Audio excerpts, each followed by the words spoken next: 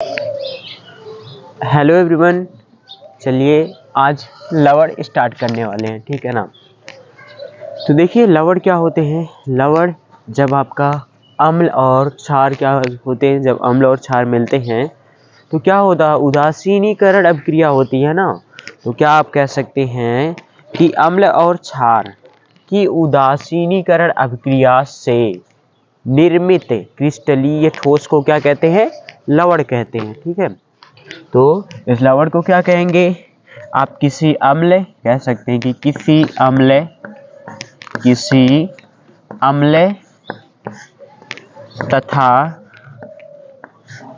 अम्ल तथा क्षारक की उदासीनीकरण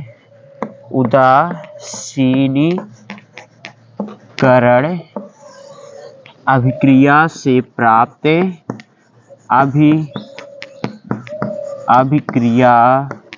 से प्राप्त आयनिक ठोस को लवण कहते हैं। आयनिक ठोस को लवण कहते हैं, ठीक है। तो देखिए क्या होता है, किसी अम्ल तथा क्षारक की उदासीनीकरण अभिक्रिया से प्राप्त आयनिक ठोस को क्या कहते हैं, लवण कहते हैं। जैसे आपका देखिए क्या हो गया, कोई अम्ल है, ठीक है ना, प्लस क्या मिल रहा है इसमें, क्षार। देखिए क्षार मिल रहा है, ठीक है। अभिक्रिया करा रहे हैं तो ये क्या बनाएगा आपका लवण और उसके साथ क्या बनाएगा आपका जल बनाएगा, ठीक है। तो यही देखिए क्या है, अम्ल और जब क्षार मिलते हैं तो लवण और जल बनते हैं। तो इसमें आप एक एग्जांपल ले लीजिए, जैसे अम्ल क्या है HCl क्या है, ये हाइड्रोक्लोरिक अम्ल है। क्षार ले लीजिए सोडियम हाइड्रोक्साइड NaOH, ठीक है। तो जब इन दोनों को मिलाएंगे तो उदासीनीकरण अभिक्रिया हो जाएगी, समझ रहे हैं ना। उदासीनीकरण अभिक्रिया होगी तो आपका क्या बनेगा, आपका लवण बनेगा। ये Na ये इसके साथ लग जाएगा तो क्या हो जाएगा आपका NaCl। देखिए NaCl क्या है, ये लवण है, प्लस आपका क्या बनेगा इसी के साथ ये जल बन जाएगा, ठीक है। तो यहाँ पे जब अम्ल और क्षार मिलते हैं तो लवण प्लस जल बनाते हैं। तो यहाँ पे जैसे हो गया आपका HCl प्लस NaOH क्या बनेगा, NaCl प्लस H2O। अब देखिए जो आपके लवण होते हैं आर्हेनियस सिद्धांत के अनुसार, ठीक है ना। तो आर्हेनियस क्या थे, वैज्ञानिक थे। अब आर्हेनियस सिद्धांत के अनुसार लवण क्या होते हैं, देखिए लवण को जब जल में क्या करते हैं, घोला जाता है, ठीक है ना। जब लवण को क्या करते हैं, जल में घोलते हैं तो क्या हो जाते हैं, धनात्मक तथा ऋणात्मक में टूट जाते हैं। तो यहाँ पे कह सकते हैं कि आर्हेनियस सिद्धांत के अनुसार, आर्हेनियस क्या थे, वैज्ञानिक थे। आर्हेनियस सिद्धांत के अनुसार,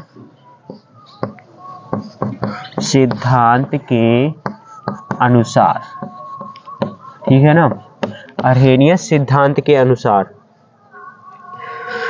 देखिए कोई भी अगर ये NaCl है, मान लीजिए देखिए NaCl है, इनको क्या कर रहे हैं, जल में घोल दे रहे हैं।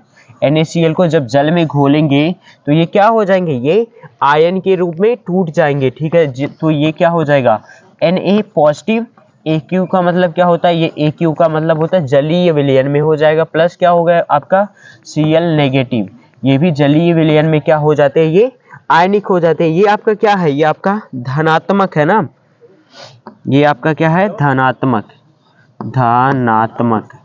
धनात्मक को देखिए इंग्लिश में क्या कहते हैं, जो धनात्मक रहते हैं इसको इंग्लिश में कहते हैं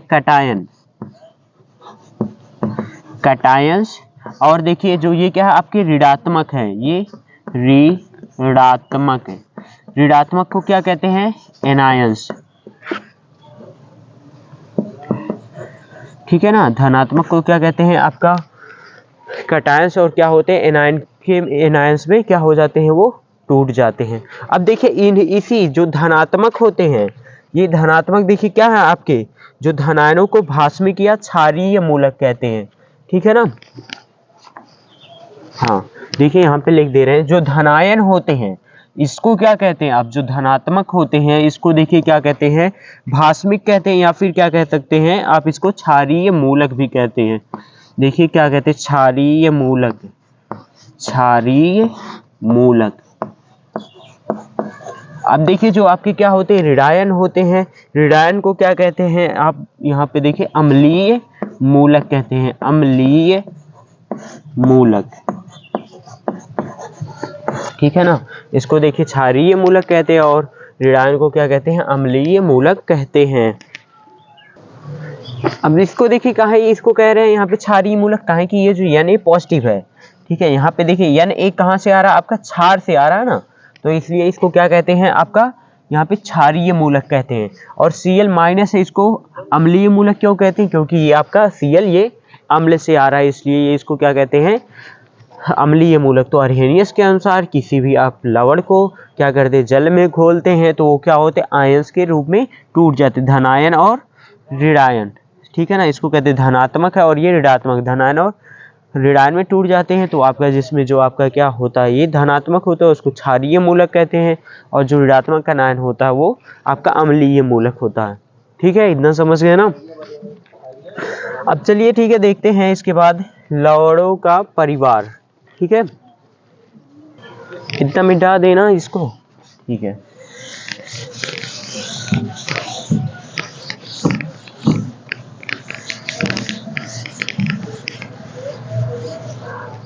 देखिए लवणों का परिवार क्या होता है, लवणों का परिवार, ठीक है। लवणों का देखिए परिवार होता है समान धनात्मक या ऋणात्मक मूलक वाले, जो जैसे जो आपके समान धनात्मक व ऋणात्मक वाले क्या रहते हैं, मूलक रहते हैं, मूलक वाले लवण क्या होते हैं, आपके समान परिवार के होते हैं। जैसे आप कह सकते हैं, जैसे यहाँ पे NaCl, या आप कह सकते हैं Na2SO4। तो यहाँ पे देखिए समान धनात्मक क्या है, आपका Na है, तो यहाँ पे समान धनात्मक का क्या है, यहाँ पे देखिए समान धनात्मक मूलक वाले लवण को क्या कहेंगे, वो कहेंगे आप ये समान परिवार का होगा। तो ये क्या है आपका NaCl और Na2SO4, ये आपका क्या है, दोनों सोडियम लवण परिवार के हैं। किसके हैं ये दोनों, आपके सोडियम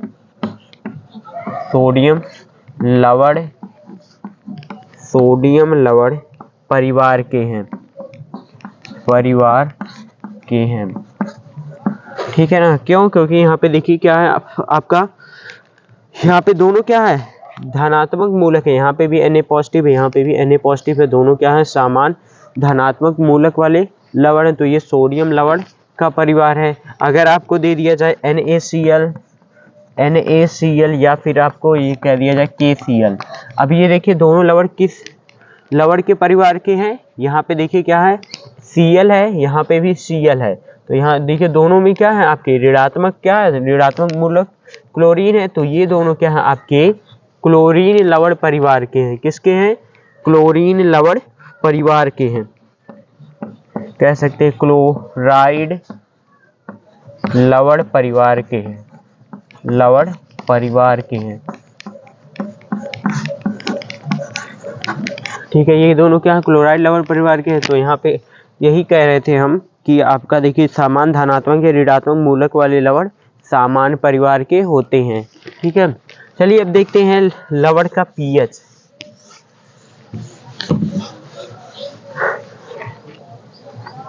देखिए ये इंपॉर्टेंट है, क्या है आपका लवणों का pH। देखिए लवणों का क्या होता है pH, देखिए अब लवणों का pH, जैसे कि आपका अगर प्रबल अम्ल मिलता है, देखिए प्रबल अम्ल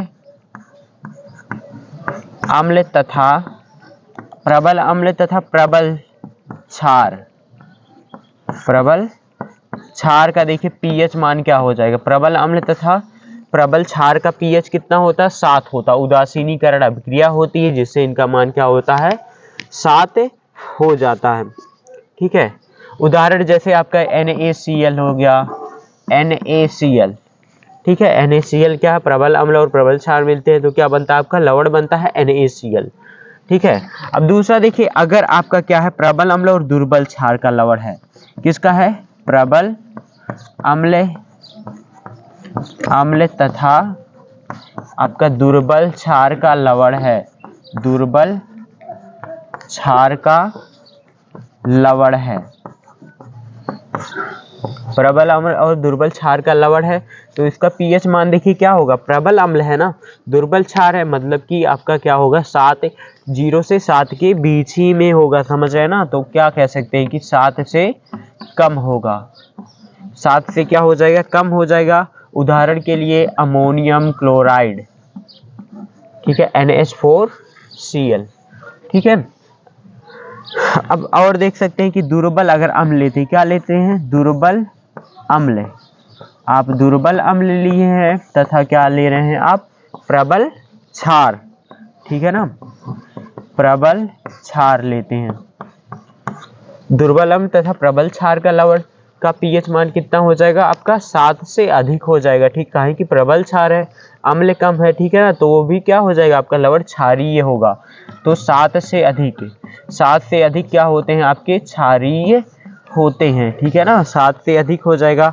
उदाहरण के लिए क्या हो जाएगा आपका CH3COONA, सोडियम एसीटेट हो जाएगा, ठीक है, दिख रहा है ना।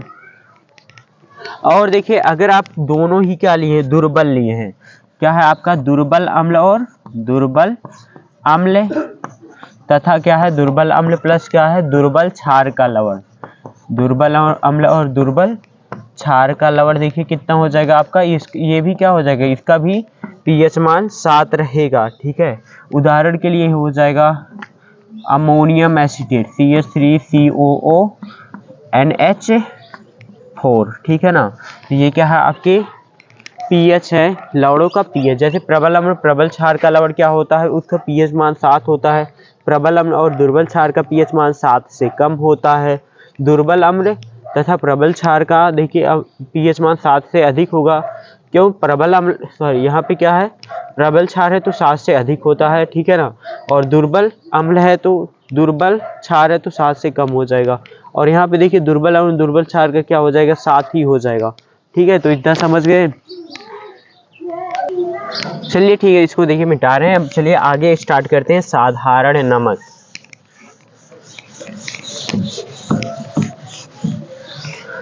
पहले हेडिंग डाल लीजिए, क्या है आपका, साधारण नमक, साधारण नमक। देखिए साधारण नमक क्या होता है, ठीक है ना। साधारण नमक को क्या कहते हैं आप, इंग्लिश में कॉमन साल्ट, कॉमन साल्ट। साधारण नमक को क्या कहते हैं, कॉमन साल्ट कहते हैं, ठीक है।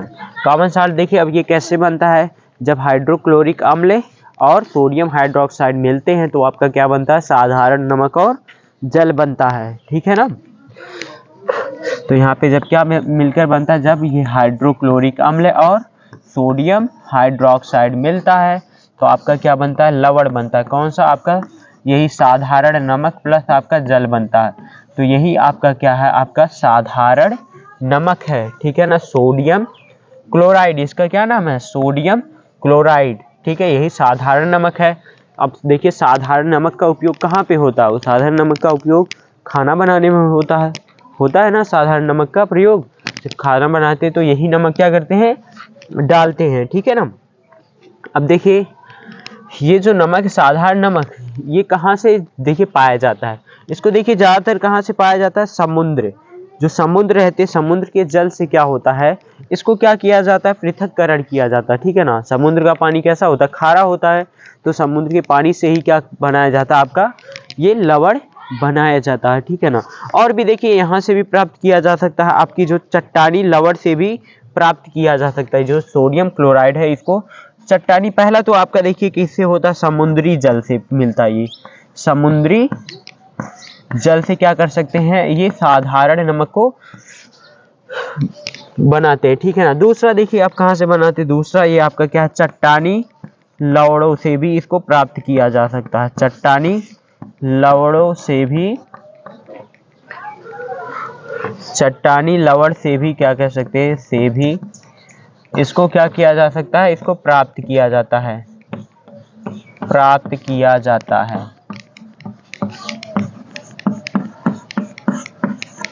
ठीक है, ठीक है। तो इतना देखिए समझ गए ना। तो जो सोडियम क्लोराइड है इसका नाम क्या है, इसका नाम सोडियम क्लोराइड है साधारण नमक का, ठीक है ना, सोडियम क्लोराइड, क्लोराइड, ठीक है इतना। अब देखिए इसका उपयोग कहाँ कहाँ पे होता है, इसको मिटा देना।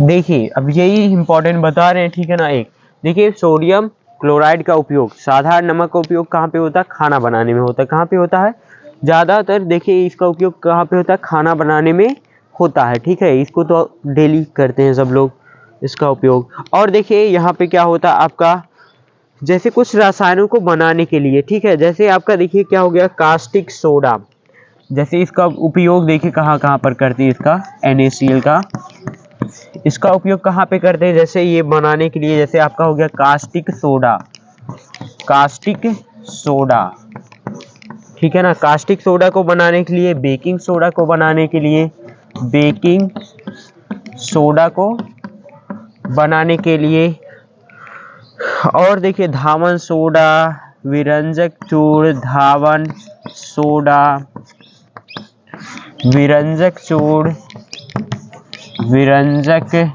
चूर्ण आदि को, आदि के निर्माण में उपयोग करते हैं। आदि के निर्माण में क्या किया जाता है, उपयोग किया जाता है, उपयोग किया जाता है, ठीक है। इसी का उपयोग होता है, आपका सोडियम हाइड्रोक्साइड का ही उपयोग होता है इन सबको बनाने के लिए। और भी देखिए जो आपका NaCl का उपयोग होता है, इसका उपयोग क्या होता है, सोडियम धातु और क्लोरीन गैस का निर्माण करने के लिए होता है। कैसे होता है, जब विद्युत अपघटन कराएंगे तो उसमें से सोडियम अलग हो जाता है और क्लोरीन गैस क्या हो जाती है, वो निकल जाती है। और भी देखिए इसका उपयोग है। और अगर देखिए जिस देश में क्या होता है, हिमापात होता, मतलब कि बर्फ की बारिश होती है, तो वहाँ पर क्या करती है, नमक की बौछार करते हैं, नमक की बौछार करते हैं। जहाँ पे देखिए मतलब कि बर्फबारी होती है, समझ रहे हैं ना, हिमपात होता है, तो वहाँ की सड़कों पर क्या हो जाता है, बर्फ जमा हो जाता है, ठीक है ना।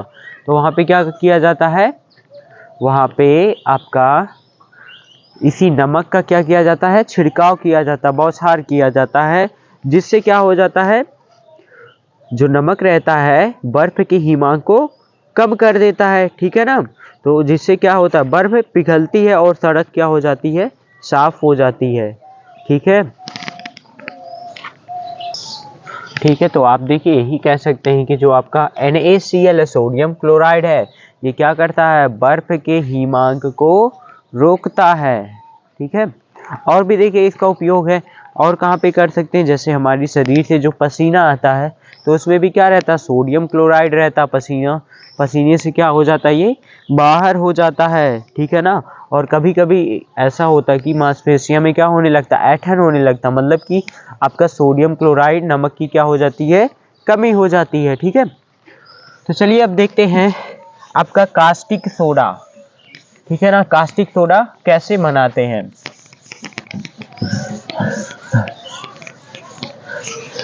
अब देखिए लिखिएगा कास्टिक सोडा, हेडिंग डाल लीजिए कास्टिक सोडा।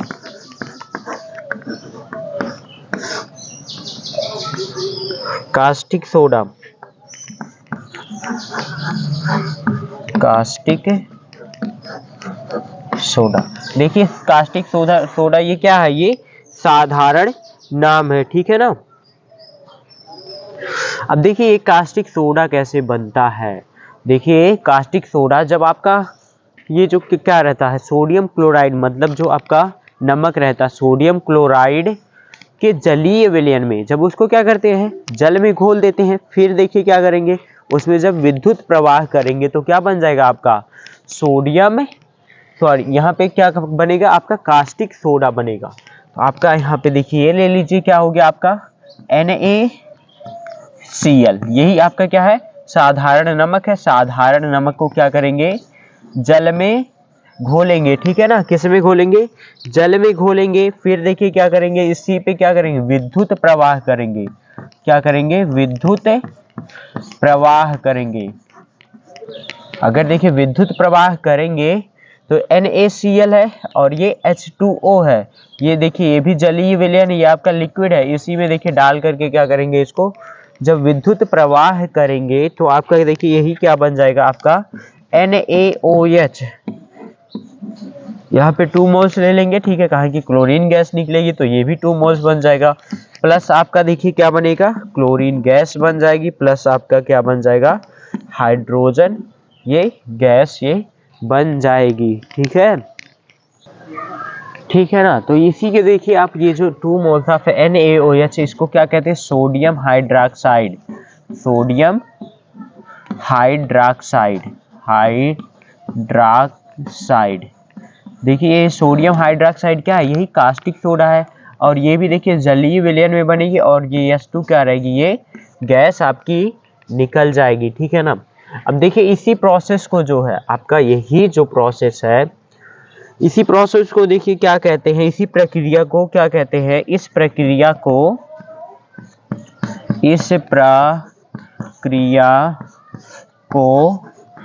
आप कहते हैं क्लोर क्षार प्रक्रिया। क्या कहते हैं, क्लोर क्षार, क्या कहते हैं, क्लोर क्षार प्रक्रिया कहते हैं, प्रक्रिया क्या कहेंगे, क्लोर क्षार प्रक्रिया कहते हैं। देखिए इस प्रक्रिया को क्लोर क्षार प्रक्रिया कहते हैं। ठीक है ना। क्यों, क्योंकि आपका देखिए जो यहाँ पे उत्पाद में जो आपकी क्लोरीन आ रही है, ठीक है ना, तो यहाँ पे देखिए क्या आ रही है, क्लोरीन जो आपकी आ रही है, यहाँ पे क्लोरीन के लिए देखिए क्या लिखा गया है, जो उत्पाद में क्लोरीन आ रही है तो इसके लिए क्लोर कह रहे हैं। आपका देखिए क्षार NaOH क्या मिल रहा है, आपका उत्पाद में क्षार आ रहा है ना, तो इसीलिए इसको इस प्रक्रिया को कहते हैं क्लोर और क्षार प्रक्रिया कहते हैं। ठीक है, क्यों, क्योंकि आपका उत्पाद में देखिए क्लोरीन गैस निर्मित हो रही है और आपका क्षार निर्मित हो रहा है, तो इसलिए इसको क्लोर क्षार प्रक्रिया भी कहते हैं। ठीक है ना। अब देखिए यहाँ पे जब विद्युत प्रवाह करेंगे तो उसमें क्या लगा हुआ रहेगा, आपका कैथोड और एनोड लगा रहेगा। ठीक है, तो यहाँ पे देखिए जो आपका कैथोड और एनोड यहाँ पे लगा रहेगा, तो इसमें जो क्लोरीन गैस रहेगी और हाइड्रोजन रहेगी और आपका सोडियम हाइड्रोक्साइड रहेगा, ये कहाँ पर बनेगा, तो ये देखिए बहुत इंपॉर्टेंट है। तो आप कह सकते हैं कि इस प्रक्रिया में, ये इतना नोट कर लीजिएगा अच्छे से, इस प्रक्रिया में आपकी क्लोरीन गैस, क्या, कौन सी गैस, क्लोरीन गैस कहाँ पे निकलती है, आपकी क्लोरीन गैस एनोड पर मुक्त होती, कहाँ पे, एनोड पर मुक्त होती है, एनोड पर मुक्त होती है। और देखिए आपकी जो हाइड्रोजन गैस रहती है, एवं हाइड्रोजन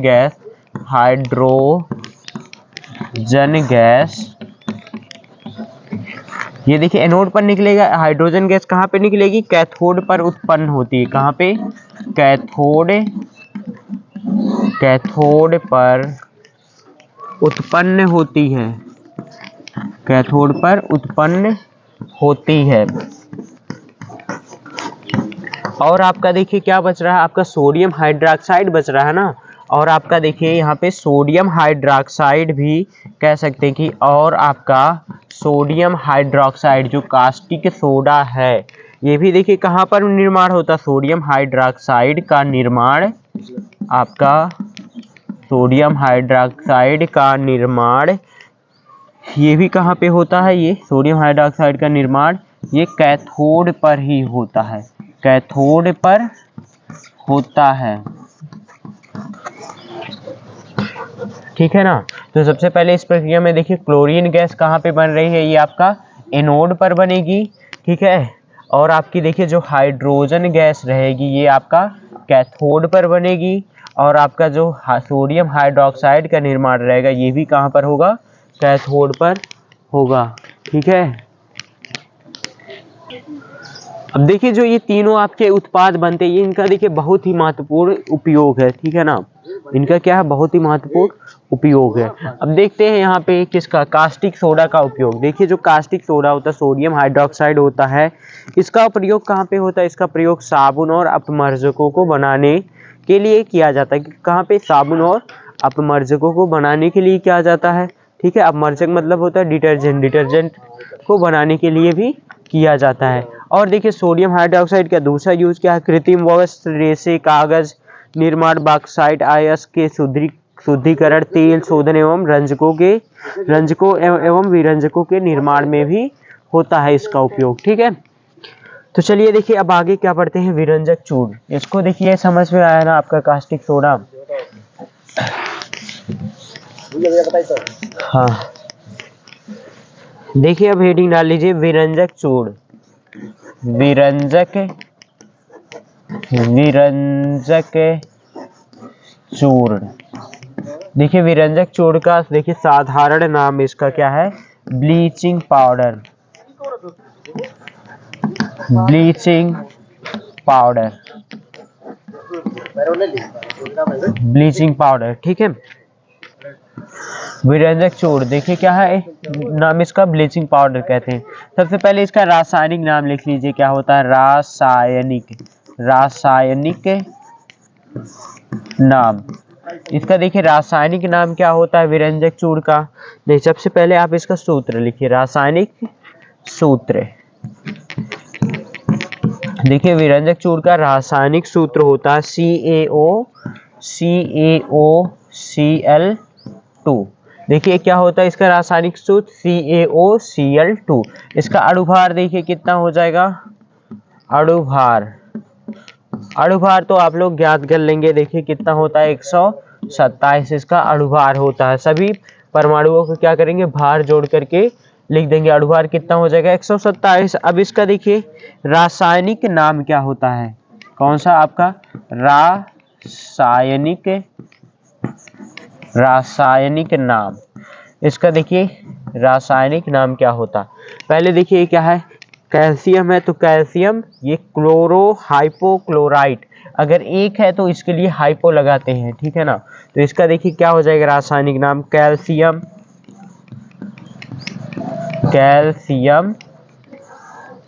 और क्या हो जाएगा, chloro hypochlorite, calcium chloro hypochlorite. इसका क्या नाम हो जाएगा, कैल्शियम क्लोरो हाइपोक्लोराइट, या फिर आप कह सकते हैं क्लोराइट ऑफ लाइम, या फिर कह सकते हैं क्लोराइट ऑफ लाइम, क्या कहेंगे, या फिर आप कह सकते हैं क्लोराइट ऑफ लाइम, या अथवा भी कह सकते हैं क्लोरीनेटेड लाइम, या फिर आप कह सकते हैं इसका नाम देखिए क्लोरीनेटेड लाइम, क्लोरीनेटेड लाइम। ये इसका क्या है, रासायनिक नाम है, ठीक है ना। रासायनिक सूत्र ये रासायनिक कैल्शियम क्लोरो हाइपोक्लोराइट, या क्लोराइट ऑफ लाइम, या फिर क्लोरीनेटेड लाइम कहते हैं, ठीक है। और देखिए इसका क्या हो जाएगा आपका सामान्य नाम। इसका सामान्य नाम आप इसका देखिए क्या हो जाएगा, विरंजक चूर्ण, या क्या कहते हैं इसको, ब्लीचिंग पाउडर।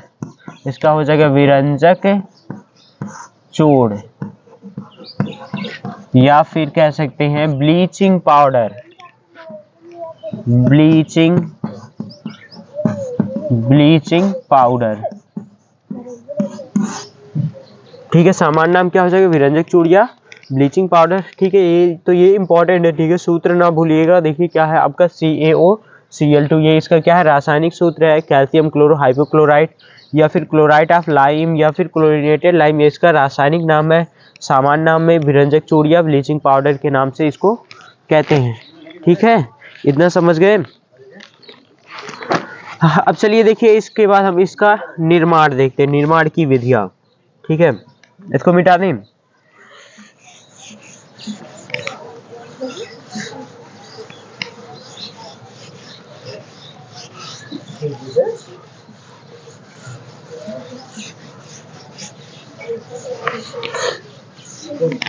अब आगे हेडिंग डाल लीजिएगा, निर्माण की विधियां।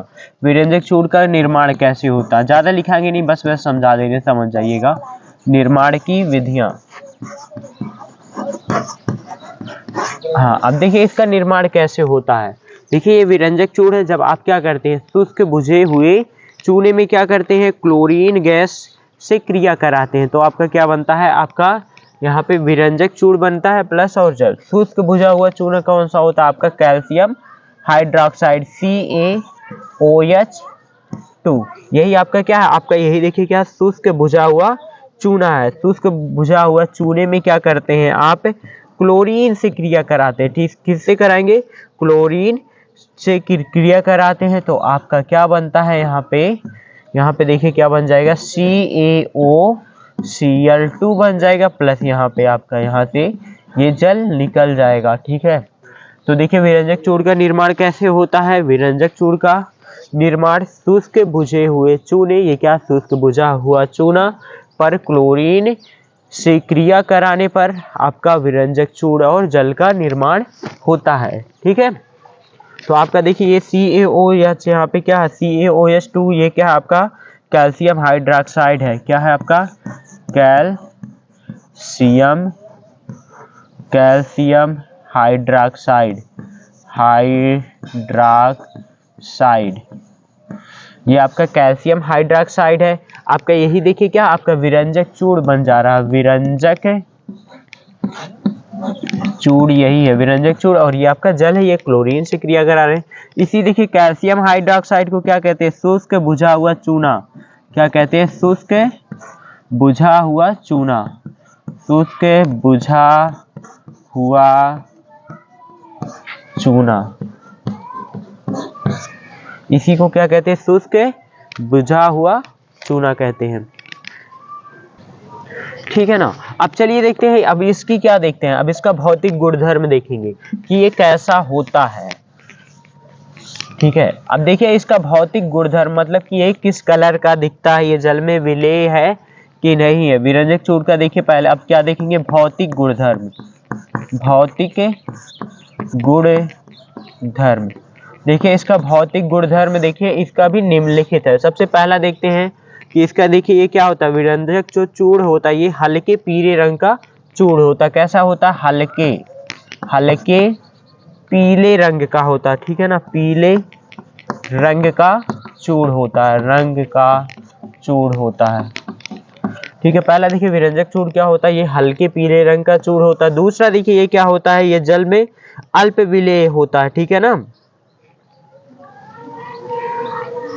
देखिए ये क्या होता है, जल में अल्प विलेय होता है, जल में अल्प विलेय होता है। ठीक है ना, अगर देखिए जल में भी अल्प विलेय होता है, इसी कारण इसमें क्या रहती हैं, अशुद्धियां भी रहती हैं। ठीक है ना, और देखिए ये कैसा रहता है, अब देखिए इसका जलीय विलयन कैसा रहता है, इसका जलीय विलयन दूधिया कलर का, दूध कलर का होता है। इसका जलीय विलयन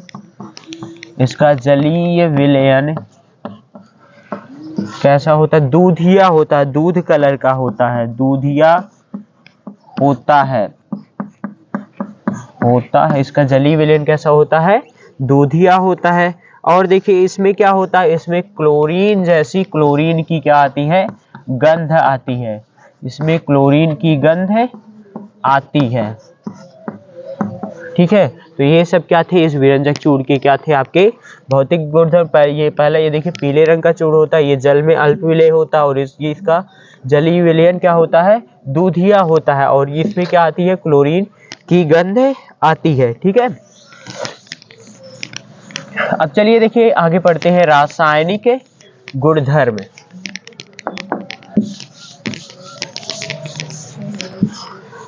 आगे देखिए क्या हेडिंग डाल लीजिए, रासायनिक गुणधर्म। ठीक है ना, अब देखिए इसका देखिए क्या होता है, विरंजक चूर्ण का निम्नलिखित रासायनिक गुणधर्म होता है। ठीक है, विरंजक चूर्ण का क्या होता है, निम्नलिखित रासायनिक गुणधर्म होता है। पहला देखिए लिखेंगे, जल्दी से बताएंगे इसको हम। ठीक है, केवल अभिक्रिया बताएंगे, हिंदी लिख लीजिएगा आप लोग। पहला देखिए गर्म जल से क्रिया करने पर, जब ये क्या है, पहला क्या है, गर्म जल पहला क्या है, गर्म जल से क्रिया, से क्रिया।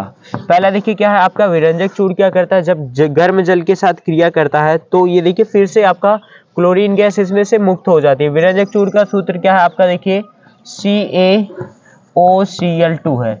CaOCl2 को क्या कर रहे हैं आप, गर्म जल के साथ क्रिया करा रहे हैं, H2O के साथ इसमें से इसको गर्म कर दे रहे हैं। फिर से ये देखिए क्या बन जाएगा आपका, कैल्शियम हाइड्रोक्साइड बना लेगा, फिर से CaOH2 आपका शुष्क बुझा हुआ चूना बना लेगा, फिर क्या हो जाएगी आपकी कैल्शियम गैस, ये आपकी निकल जाएगी। ठीक है ना। तो सबसे पहले देखिए गर्म जल के, देखिए विरंजक चूर्ण का गर्म जल के साथ क्रिया कराने पर ये इसमें से जो क्लोरीन गैस होती है मुक्त हो जाती है और क्या बन जाता है, ये कैल्शियम हाइड्रोक्साइड बन जाएगा।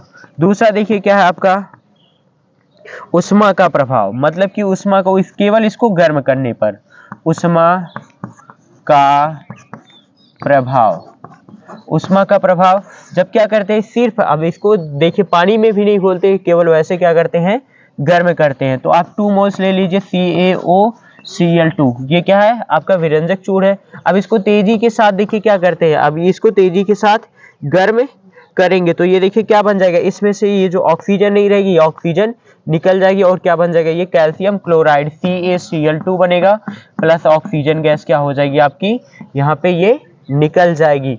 तो इसका देखिए क्या नाम है, ये कैल्शियम क्लोराइड है। ठीक है, कैल्शियम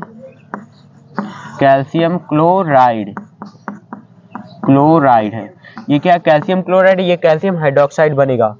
ठीक है। अब देखिए तीसरा इसका देखिए रासायनिक गुण क्या होगा, उत्प्रेरकीय अपघटन, मतलब कि उत्प्रेरक की उपस्थिति में अगर इसका क्रिया कराएंगे तो उत्प्रेरकीय अपघटन, उत्प्रेरकीय अपघटन, देखिए उत्प्रेरकीय अपघटन कराते हैं तो आपका ये हो गया 2 मोल CaOCl2 विरंजक चूर्ण हो गया। उत्प्रेरक की उपस्थिति में क्या करा रहे हैं, यहाँ पे इसका अभिक्रिया करा रहे हैं। यहाँ पे CO आपका Cl2 है, ये देखिए COCl2 क्या है आपका, कोबाल्ट क्लोराइड है। ठीक है ना, COCl2 आपका ये क्या, कोबाल्ट क्लोराइड है। COCl2 कोबाल्ट क्लोराइड उत्प्रेरक लिए हैं, इसकी उपस्थिति में करा रहे हैं। फिर से भी आपका क्या बनेगा, 2 मोल CaCl2 प्लस आपका यहाँ पे भी देखिए ऑक्सीजन गैस क्या हो जाएगी, यहाँ पे मुक्त हो जाएगी। ठीक है। तो सबसे पहले क्या करते हैं, विरंजक चूर्ण को क्या कर रहे हैं, यहाँ पे गर्म कर रहे हैं, तो यहाँ पे क्या बन रहा है आपका, कैल्शियम हाइड्रोक्साइड बन रहा है। अब देखिए उष्मा का प्रभाव, तो आपका जो विरंजक चूर्ण है केवल उसको क्या कर रहे हैं, तेजी के साथ गर्म करेंगे तो क्या बनेगा आपका, कैल्शियम क्लोराइड और ऑक्सीजन गैस निकल जाएगी। तीसरा देखिए उत्प्रेरकीय अपघटन कर रहे हैं, किसका, विरंजक चूर्ण का, किसकी उपस्थिति में, यहाँ पे क्या है, कोबाल्ट क्लोराइड की उपस्थिति में कर रहे हैं। ठीक है, तो भी आपका कैल्शियम क्लोराइड और क्या हो रहा है आपका, ऑक्सीजन यहाँ पे निकल जा रही है। ठीक है। अब आगे बता रहे हैं ना,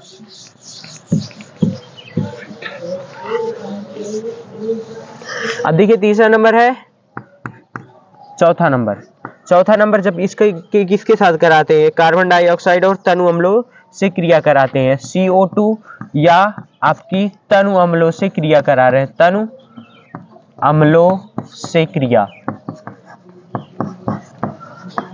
ठीक है ना, जब विरंजक चूर्ण को क्या कर रहे हैं, कार्बन डाइऑक्साइड या तनु अम्लों के साथ क्रिया करेंगे तो क्या बनेगा।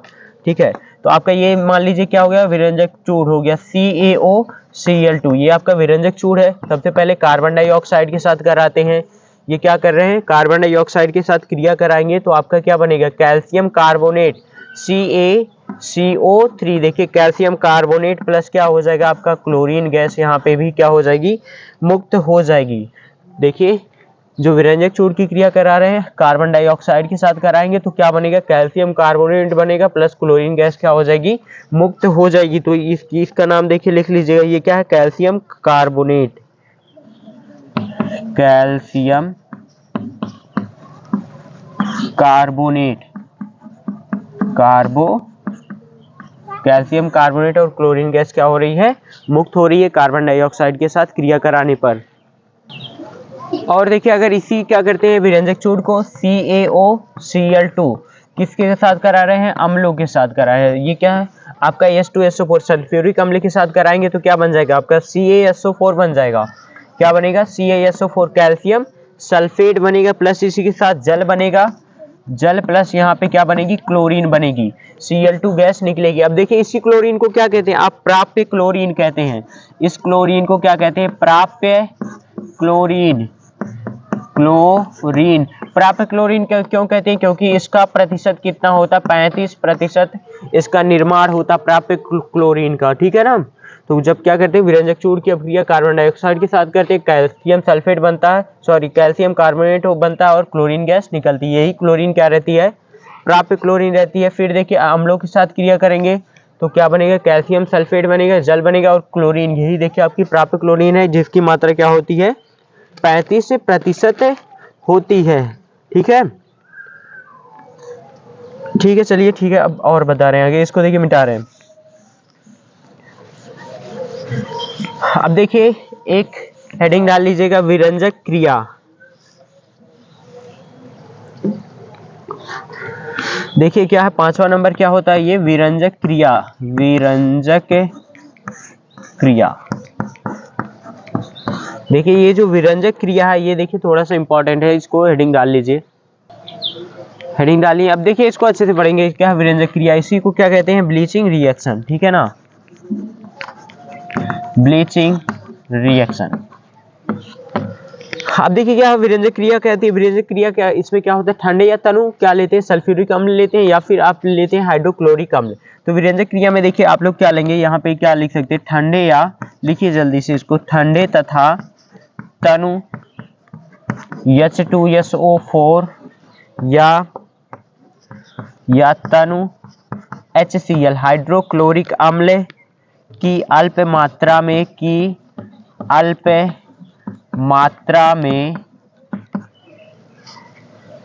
मात्रा में विरंजक चूर्ण से क्रिया कराने पर, विरंजक चूर्ण से क्रिया कराने पर आपका मिलता है HOCl। ये देखिए HOCl, इसका नाम है हाइपोक्लोरस अम्ल, हाइपोक्लोरस अम्ल, क्या है, हाइपोक्लोरस अम्ल, ठीक है। हाइपोक्लोरस अम्ल का निर्माण होता है,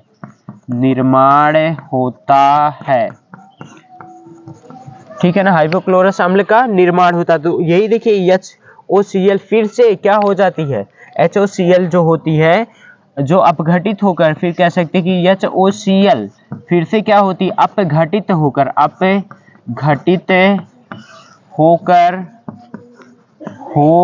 क्या देती है आपकी, ये नवजात ऑक्सीजन,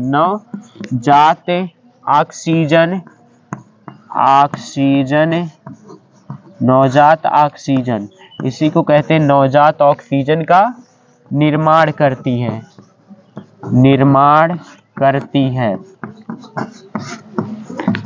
ठीक है ना। ये क्या करती है, नवजात ऑक्सीजन का निर्माण करती है। अब यही देखिए जो नवजात ऑक्सीजन होती है, इसी के कारण क्या होता है, विरंजक चूर्ण क्या होता है, कीटाणुनाशक होता है, ठीक है ना। या फिर क्या होता है, विरंजक जैसा, मतलब कि ये रंगीन पदार्थों का रंग को क्या कर देता है, उड़ा देता है। इसी क्या होता है, नवजात ऑक्सीजन के कारण ही विरंजक चूर्ण क्या करता है, जो रंगीन आपके पदार्थ रहते हैं उसको क्या कर देता है, रंगहीन बना देता है, ठीक है। तो इसको भी लिख लीजिए, लिख सकते हैं कि इसी नवजात ऑक्सीजन के कारण, नवजात ऑक्सीजन के कारण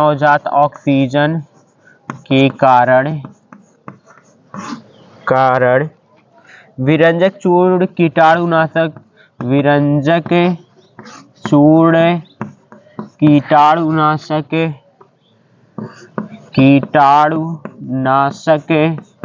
विरंजक चूर्ण क्या होता है, कीटाणुनाशक, विरंजक का मतलब क्या होता है, विरंजक का मतलब होता है आपका रंगीन पदार्थ को रंगीन बनाने के लिए, रंगहीन, देखिए रंगीन पदार्थ है तो क्या है, रंगीन पदार्थ को रंगहीन बनाना, रंगीन पदार्थ को रंगीन करने के लिए समझ है ना। कोई भी को क्या है आपका विरंजक का मतलब यही होता है कि जो कोई रंगीन पदार्थ हो उसमें से उसका रंग को क्या कर देना, निकाल देना, ठीक है ना। की भांति कार्य करता है, की भांति कार्य करता है, ठीक है। तो यही देखिए क्या था, विरंजक क्रिया है, ये बहुत इंपॉर्टेंट क्रिया है, ठीक है ना। इसमें देखिए क्या होता है, ठंडे तथा तनु H2S अम्ल HCl की अम्ल की अल्प मात्रा में विरंजक चूर्ण की क्रिया कराने पर क्या मिलता है आपका, HOCl हाइपोक्लोरस अम्ल, ये क्या होती है, मिलती है, ठीक है, निर्माण होता है, जिसमें देखिए HOCl अम्ल जो होती है अपघटित होकर नवजात ऑक्सीजन का क्या करती है, निर्माण करती है। तो इसी का जो नवजात ऑक्सीजन होती है, इसी में देखिए विरंजक चूर्ण में नवजात ऑक्सीजन के कारण ही विरंजक चूर्ण कीटाणुनाशक और विरंजक मतलब किसी पदार्थ के रंग को क्या कर देना, उड़ा देना, ठीक है, निकाल देना। तो इसीलिए नवजात ऑक्सीजन के कारण विरंजक चूर्ण क्या करता है, किसी पदार्थ के रंग को क्या करता है, उड़ा देता है, ठीक है। अब चलिए इसकी देखिए क्रिया देखते हैं। अब देखिए इसको मिटा दे रहे हैं, ठीक है, यहाँ पे देखिए मिटा दे रहे हैं। अब जैसे यही मैं बता रहा हूँ, जैसे आपका हो गया इसकी क्रिया 2 मोल ऑफ CaOCl2 हो गया, ठीक है, प्लस क्या ले रहे हैं आप, तनु H2SO4 ले रहे हैं, तनु H2SO4। तो आपका देखिए क्या बन जाएगा, CaCl2 प्लस बन जाएगा आपका CaSO4 प्लस आपका इसी के साथ बनेगा 2 मोल्स ऑफ HOCl। यही देखिए क्या है, 2 मोल्स ऑफ HOCl, यही आपका क्या हाइपोक्लोरस अम्ल, क्या है, हाइपोक्लोरस अम्ल, ये क्या है आपका हाइपोक्लोरस अम्ल। देखिए 2 मोल सब क्या है आपका, 2 मोल आपका HOCl है, ये 2 है। अब यही देखिए क्या है, 2 जो HOCl है, HOCl फिर से क्या होता है, ये अपघटित होकर के क्या बना लेता है, HACl प्लस, यही क्या देता है आपका, देखिए नवजात ऑक्सीजन बनाता है। ये क्या आपका नवजात ऑक्सीजन है, ऑक्सीजन। अब देखिए यही जो नवजात ऑक्सीजन है, नवजात ऑक्सीजन क्या करती है, किसी रंगीन पदार्थ पर, क्या है, किसी रंगीन पदार्थ, जब क्या करते हैं ब्लीचिंग चूर्ण जब मिलाते हैं पाउडर किसी रंगीन पदार्थ में, तो ये क्या करती है, जो नवजात ऑक्सीजन होती है इसी से क्रिया करके क्या कर देता है, इसका जो रंग रहता है इसको निकाल देता है, ठीक है ना। तो ये क्या हो जाता है आपका रंगहीन पदार्थ हो जाता है, रंगहीन पदार्थ, ठीक है ना। ये क्या हो जाता है, इसका रंगहीन पदार्थ हो जाता है। तो इतना समझ गए आप लोग, ठीक है। चलिए ये देखिए बहुत इंपॉर्टेंट था। अब चलिए अब एक और यहाँ पे रासायनिक गुण पढ़ लेते हैं इसका, ठीक है। इसका देखिए एक और रासायनिक गुण आपका है यहाँ पे ऑक्सीकारक गुण है, ठीक है। 6वां नंबर क्या है आपका, ऑक्सीकारक गुण, क्या है इसका, ऑक्सीकारक गुण है। इसमें नंबर 1 पढ़ते हैं ऑक्सीकारक गुण। देखिए क्या होता है, ये जो विरंजक चूर्ण होता है ये सोडियम आर्सेनेट को सोडियम क्या कर देता है, आर्सेनेट में बदल देता है। देखिए सोडियम जो आपका विरंजक चूर्ण होता है आपका, ये CaOCl2 होता है, ये क्या है आपका ऑक्सीकारक गुण होता है, समझ है ना। CaOCl2 जो आपका सोडियम आर्सेनाइट रहता है आपका, Na क्या होता है, Na3ASO3, ये आपका देखिए Na3ASO3 प्लस आप CaOCl2 मिलाते हैं तो ये आपका क्या बना देगा, आपका ये बना देगा सोडियम आर्सेनेट, यहाँ पे Na3ASO4 ओ क्या हो जाएगा 4 प्लस क्या बन जाएगा CaCl2। देखिए ऑक्सीकरण मतलब क्या होता है, ऑक्सीजन का जुड़ना होता है, ठीक है ना। अब देखिए Na3ASO3 का नाम क्या है, सोडियम आर्सेनाइट है, इसका नाम क्या है, sodium arsenite, sodium arsenite, arsenite. Sodium arsenite को ऑक्सीकृत करके किस में कर देता है, सोडियम आर्सेनेट में बदल देता है। किस में बदलता है, सोडियम आर्सेनेट, आर्सेनेट में ये क्या कर देता है, बदल देता है, ठीक है। अब दूसरा देखिए इसका ऑक्सीकरण गुण है किसका, एसिटिक अम्ल क्या करता है और पोटेशियम आयोडाइड को क्या कर देता है, आयोडीन में ऑक्सीकृत कर देता है। अगर आप क्या लिए यहाँ पे विरंजक चूर्ण लिए CaOCl2, ये आपका विरंजक चूर्ण हो गया, प्लस आप क्या लिए एसिटिक अम्ल लिए हैं 2 मोल्स ऑफ CH3COOH एसिटिक अम्ल है, प्लस आप क्या लिए पोटेशियम आयोडाइड, ये क्या आपका Ki, Ki क्या है आपका पोटेशियम आयोडाइड है, तो ये आपका देखिए किस में बदलेगा, यहाँ पे इसकी अपक्रिया मैं यहाँ पे नीचे लिख दे रहा हूँ, यहाँ पे क्या बन जाएगा, कैल्शियम एसीटेट बन जाएगा, यहाँ पे Ca हो जाएगा। अब एसीटेट का यहाँ पे ये 2 टाइम्स हो जाएगा, यहाँ पे हो जाएगा CH3COO, ये क्या है आपका कैल्शियम एसीटेट बन जाएगा, प्लस यहाँ पे क्या बन जाएगा आपका जल बनेगा, प्लस यही आपका क्या हो जाता है आयोडीन। तो ये देखिए आयोडीन में क्या कर देता है, ऑक्सीकृत कर देता है। जो आपका देखिए इसका ऑक्सीकरण गुण है, जो आपका क्या विरंजक चूड़ है, ये एसिटिक अम्ल और पोटेशियम पोटेशियम आयोडाइड को क्या करते हैं, ये क्या कर देगा, पोटेशियम आयोडाइड को क्या कर देगा, यहाँ पे आयोडीन में ऑक्सीकृत कर देगा। ठीक है, इतना समझ गया ना। यहाँ पे क्या बनेगा, यहाँ पे H2I2 प्लस यहाँ पे K और यहाँ पे Cl, यहाँ पे प्लस एक चीज और बनेगा, यहाँ पे क्या लिख देंगे 2 मोल्स ऑफ KCl, यहाँ पे 2 मोल्स लगा लेंगे। ठीक है, तो ये करता है। ठीक है, चलिए ठीक है, इतना समझ गए तो और आगे बता रहे हैं। एक और है इसका, देखिए ऑक्सीकरण गुण,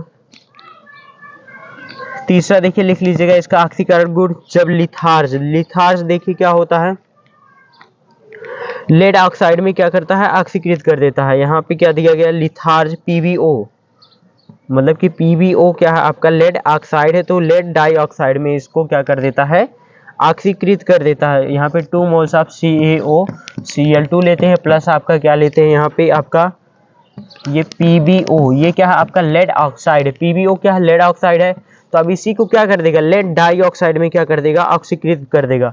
यहाँ पे 2BPbO2 ये बना लेगा, प्लस क्या बनाएगा आपका CaCl2, ये CaCl2 ये बना लेगा। ठीक है ना, तो यहाँ पे देखिए क्या है आपका, ये क्या है लेड ऑक्साइड, क्या है लेड की ऑक्साइड है, ऑक्साइड लेड ऑक्साइड है, तो इसमें किसमें करेगा, लेड डाइऑक्साइड में, लेड डाइऑक्साइड ऑक्साइड में क्या कर देता है, ये ऑक्सीकृत कर देगा। ठीक है, तो इतना समझ गए ना ऑक्सीकरण गुण। अब चलिए देखिए इसका क्या करते हैं, रासायनिक गुण तो समझ गए। अब चलिए इसका हेडिंग डाल लीजिए, हाँ इसका उपयोग, कि इसका उपयोग कहाँ कहाँ पे किया जाता है। ठीक है, विरंजक चूड़ का उपयोग देखिए विरंजक चूड़ का उपयोग कहाँ पे होता है, देखिए यहाँ पे दिया विरंजक चूड़ का उपयोग कहाँ पे होता है, विभिन्न पदार्थों जैसे क्या है कपड़े, कागज, जूट, लकड़ी आदि का रंग उड़ाने में किया जाता है। समझ रहे ना, इसका ज्यादातर उपयोग क्या होता है, जो पदार्थ होते हैं उसका रंग उड़ाने में किया जाता है। और दूसरा देखिए यहाँ पे दिया गया, लिख लीजिए इसका उपयोग। देखिए यहाँ पे पहला क्या हो जाएगा इसका, देखिए किसी भी रंग उड़ाने में किया जाता है, उड़ाने में किसी भी पदार्थ का क्या होता है, रंग उड़ाने में किया जाता है, रंग उड़ाने में किया जाता है। ठीक है ना, इसका देखिए उपयोग कहाँ पे किया जाता है, रंग को उड़ाने में किया जाता है। दूसरा देख लीजिए क्या है, जीवाणुनाशक के रूप में होता है, इसका जीवाणुनाशक के रूप में होता है, के रूप में होता है। ठीक है ना, जीवाणुनाशक के रूप में इसका उपयोग होता है। और देखिए क्या होता है, जल के शुद्धिकरण में, जो विरंजक चूड़ है इसका उपयोग क्या होता है, जल के शुद्धिकरण में भी होता है, जल के शुद्धिकरण में होता है, जल के शुद्धिकरण में इसका उपयोग होता है। और देख लीजिए यहाँ पे क्या होता है, उनको सिकुड़न से बचाने के लिए होता है, उनके सिकुड़न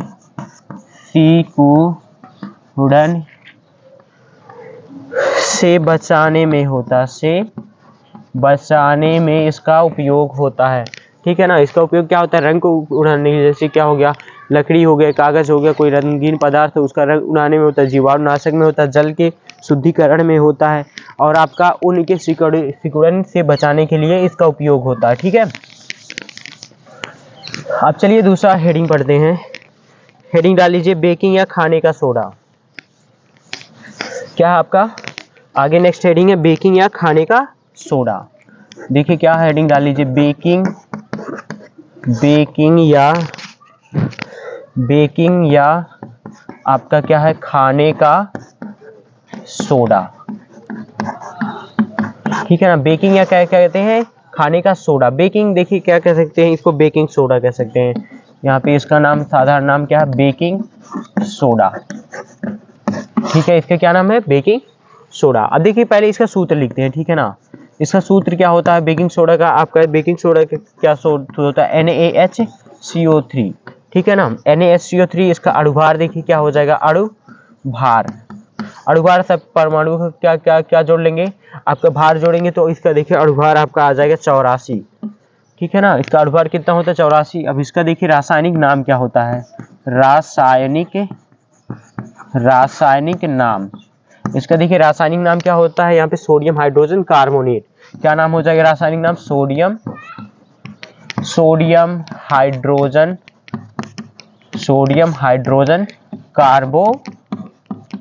सोडियम हाइड्रोजन कार्बोनेट, या फिर क्या कह सकते हैं? सोडियम बाइकार्बोनेट, ठीक है। क्या कह सकते हैं? सोडियम बाइकार्बोनेट,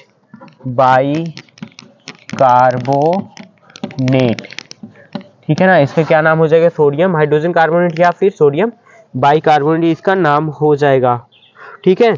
और सामान्य नाम यही हो जाएगा खाने का सोडा, ठीक है। बेकिंग सोडा या फिर खाने का सोडा, इसका देखिए जो सामान्य नाम है, सामान्य नाम क्या है इसका? खाने का सोडा, ये इसका क्या है?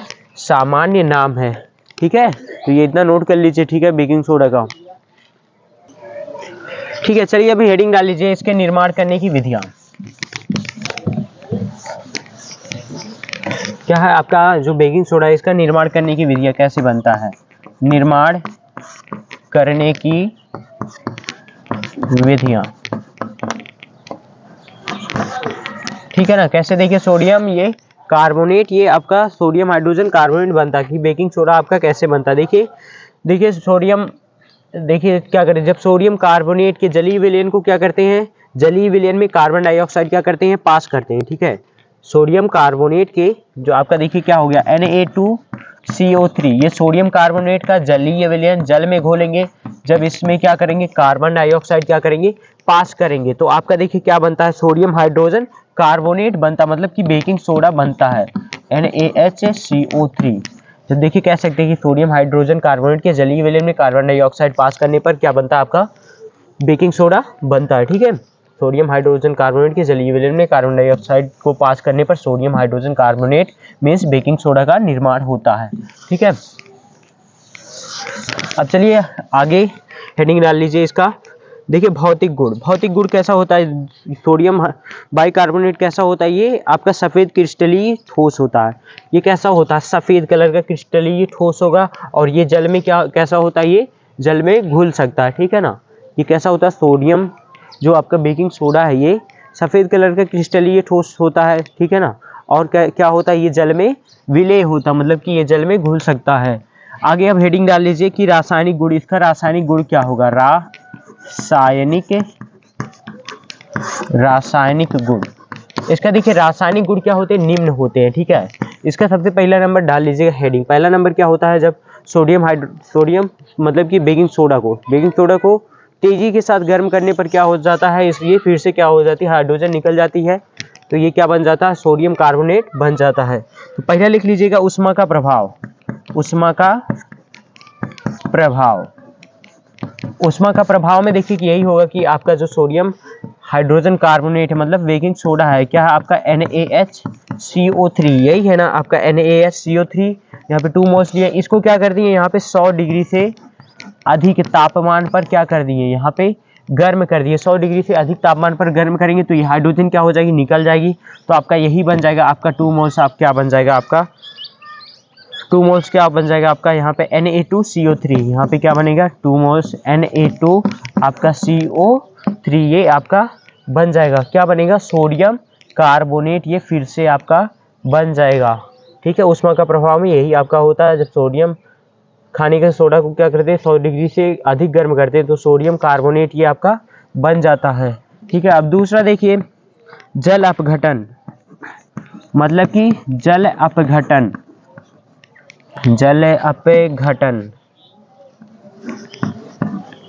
देखिए क्या करते हैं? जब जल अपघटन कराते हैं तो इसका क्या कराएंगे? जल अपघटन कराएंगे, ठीक है ना। तो यहाँ पे ये संतुलित नहीं है, संतुलित कर लीजिएगा आप लोग, ठीक है ना। मतलब कि जब सोडियम हाइड्रोजन कार्बोनेट को गर्म करते हैं तो ये सोडियम कार्बोनेट में क्या कर देता है? ये परिवर्तित होता है। यहाँ पे देखिए क्या है? ये आपका जल अपघटन। क्या करते हैं, जब खाने के सोडा को, खाने का सोडा यही है ना NaHCO3 को क्या करते हैं, जल से क्रिया कराते हैं, ठीक है ना।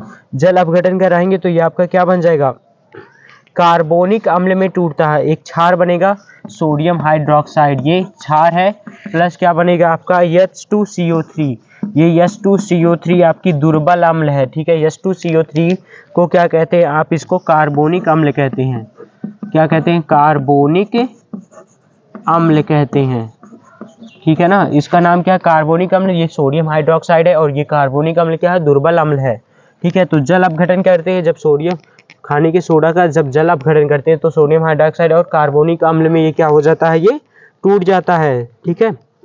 ये समझ गया ना दो।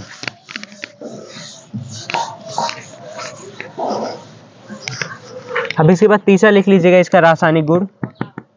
इसका देखिए तीसरा रासायनिक गुण है अम्लों के साथ क्रिया, अम्लों के साथ क्रिया। अगर देखिए क्या आपका सोडियम हाइड्रोजन कार्बोनेट है, बेकिंग सोडा है आपका, ये हो गया NaHCO3, NaHCO3 ये क्या सोडियम हाइड्रोजन कार्बोनेट है, जब क्या करता है अम्लों के साथ क्या करता है, क्रिया करता है, मतलब कि मान लीजिए H2SO4 के साथ क्रिया करता है, तो जब सोडियम हाइड्रोजन कार्बोनेट जब अम्लों के साथ क्रिया करता है तो इसमें क्या निकलता है आपका, कार्बन डाइऑक्साइड क्या होती है, गैस निकल जाती है, ठीक है। ये लवण और कार्बन डाइऑक्साइड गैस निकालता है, तो यहाँ पे क्या बन जाएगा आपका Na2SO4, क्या बनेगा Na2SO4 प्लस इसी के साथ जल बनेगा, प्लस आपकी कार्बन डाइऑक्साइड गैस क्या होती है, मुक्त होती है। तो आप कह सकते हैं कि जब आपका बेकिंग सोडा रहता है, सॉरी हाँ, बेकिंग सोडा जब अम्लों के साथ क्रिया करता है तो क्या बनता है, लवण, जल और कार्बन डाइऑक्साइड मुक्त होती है, ठीक है। चलिए एक और है, चौथा पॉइंट लिख लीजिए इसका। चौथा देखिए क्या है, धातु लवणों से क्रिया, धातु लवणों से क्रिया। जब देखिए आपका क्या है, बेकिंग सोडा है, जब क्या करता है धातु लवणों के साथ क्या करता है, क्रिया करता है, तो आपका यही हो गया NaHCO3। कोई धातु का लवण ले लीजिए, धातु का लवण मतलब कि यहाँ पे जिंक सल्फेट ले लीजिए, ये क्या है, धातु का लवण है। तो देखिए क्या है आपका, ये बेकिंग सोडा, ये क्या है आपका धातु का लवण है, तो इससे देखिए क्रिया कर रहा है, तो आपका देखिए क्या बन जाएगा, यहाँ पे एक देखिए कार्बोनेट बनेगा और एक क्या बनेगा आपका, लवण बनेगा, ठीक है ना। यहाँ पे क्या बन जाएगा आपका, देखिए लवण बनेगा, इसमें भी देखिए आपका क्या होता है, यहाँ पे भी कार्बन डाइऑक्साइड निकलेगी, यहाँ पे देखिए जिंक है और यहाँ पे CO3, ये क्या बन जाएगा आपका ZnCO3, जिंक कार्बोनेट बन जाएगा, प्लस आपका क्या SO4 है, यहाँ पे Na है, तो क्या हो जाएगा Na2SO4 बन जाएगा, प्लस क्या बनेगा, इसी के साथ जल बनेगा, प्लस आपका इसी में कार्बन डाइऑक्साइड ये बन जाएगी, ठीक है। तो आप कह सकते हैं कि जब क्या करता है धातु लवणों के साथ क्या करता है, क्रिया करता है, तो यहाँ पे क्या बनता है आपका, कार्बोनेट का निर्माण होता है। तो यहाँ पे ZnCO3 ये क्या आपके कार्बोनेट है, ठीक है। जब तो कह सकते हैं जब आपके बेकिंग सोडा क्या करते हैं, धातु लवणों के साथ क्रिया करते हैं, तो क्या बनता है आपका, यहाँ पे कार्बोनेट का निर्माण करते हैं, ठीक है। अब चलिए लास्ट यहाँ पे इसका देखते हैं कि इसका उपयोग कहाँ कहाँ पर होता है, ठीक है, समझ में आ रहा है ना। अब देखिए यहाँ पे जो बेकिंग सोडा है आपका, इसका उपयोग कहाँ कहाँ पे होता है, लिख लीजिएगा उपयोग, देखिए इसका उपयोग, पहले देखिए उपयोग कहाँ पे होता है, पहला देखिए इसके निम्नलिखित उपयोग है, ठीक है ना। देखिए पहला उपयोग जब क्या होता है, पेट में क्या होता है, कभी कभी अम्ल की मात्रा क्या होती है, बहुत ज़्यादा बढ़ जाती है, ठीक है ना। तो इसकी मात्रा को कम करने के लिए इसी का उपयोग होता है। तो पहले देखिए बहुत इंपॉर्टेंट है, तो लिख लीजिएगा, मतलब कि आमाशय मतलब कि पेट की अम्लीयता को दूर करने में अर्थात कहते हैं प्रति अम्ल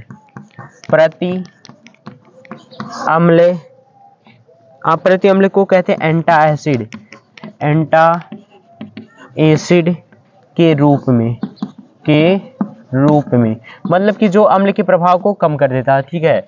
अगर देखिए आपके पेट में क्या पाया जाता है, HCl पाया जाता है, ठीक है। HCl की मात्रा अगर अधिक हो जाती है तो दर्द होने लगता है, तो उसी दर्द को कम करने के लिए क्या लेते हैं आप, यहाँ पे खाने का सोडा ले सकते हैं, ठीक है ना। दूसरा देखिए क्या करते हैं, झाग युक्त, दूसरा भी लिख सकते हैं, मतलब कि झाग युक्त क्या हो सकता है, झाग युक्त पेय पदार्थों व गोलियों के निर्माण में, ठीक है ना। तीसरा देखिए क्या होता है यहाँ पे, आग बुझाने वाले यंत्रों में, ठीक है ना, इसका उपयोग क्या होता है, आग बुझाने वाले यंत्रों में भी किया जाता है। अब देखिए इसका उपयोग क्या होता है, बेकिंग पाउडर के निर्माण में भी होता है, बेकिंग सोडा का उपयोग बेकिंग पाउडर निर्माण में किया जाता है। और देखिए क्या होता है, चर्म रोग के निदान में, किसके लिए होता है, चर्म रोग के निदान में, चर्म रोग के निदान में, ठीक है ना, चर्म रोग के निदान में भी इसका क्या होता है, इसका उपयोग होता है। अब देखिए प्रयोगशाला में अभिकर्मक के रूप में भी इसका उपयोग होता है, कच्चे दूध के फटने के समय को बढ़ाने हेतु, मतलब कि कच्चा दूध है अगर उसको फाड़ना है तो क्या डाल देंगे, बेकिंग सोडा डाल देंगे तो वो जल्दी से फट जाएगा, ठीक है। तो ये सब क्या थे, इसके उपयोग थे, ठीक है। अब देखिए बेकिंग सोडा, अब बेकिंग सोडा का और भी उपयोग होता है, जैसे घर में क्या बनता है, घर में कभी पकौड़ा बनता है ना, तो उसमें क्या करते हैं, यहाँ पे बेकिंग पाउडर डाल देते हैं, बेकिंग पाउडर डालते हैं जिससे क्या होता है, बेकिंग पाउडर जो पकौड़ा वकौड़ा नहीं रहता वो फूलने लगता है, ठीक है ना। बेकिंग पाउडर का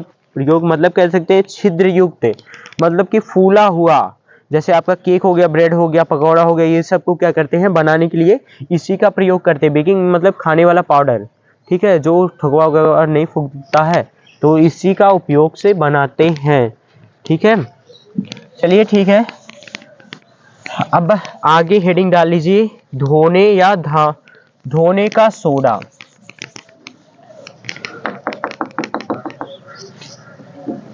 आगे अब हेडिंग डाल लीजिए, धोने का या धावन सोडा, धोने या कह सकते हैं धावन सोडा,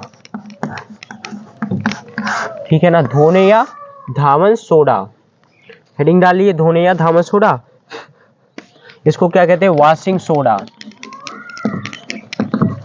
वॉशिंग सोडा, धोने या धावन सोडा को क्या कहते हैं, वॉशिंग सोडा कहते हैं, ठीक है।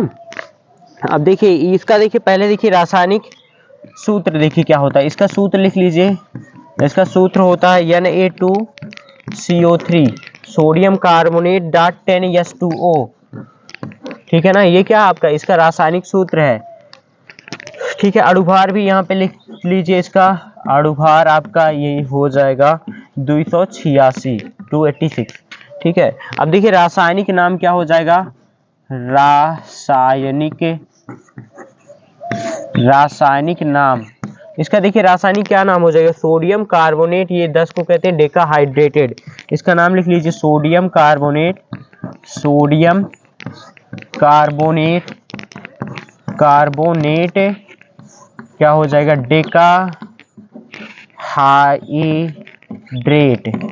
क्या हो जाएगा, सोडियम कार्बोनेट डेकाहाइड्रेट इसका नाम हो जाएगा, ठीक है। अब देखिए सामान्य नाम में यही कहते हैं, सामान्य नाम यही हो जाएगा आपका सामान्य नाम, सामान्य नाम में इसका यही हो जाएगा, क्या हो जाएगा आपका ये धावन सोडा, धावन सोडा, धावन सोडा, या फिर आप इसको कह सकते हैं सोडा एस, सोडा, ये सोडा एस हम बताएंगे अभी किसको कहते हैं, सोडा एस।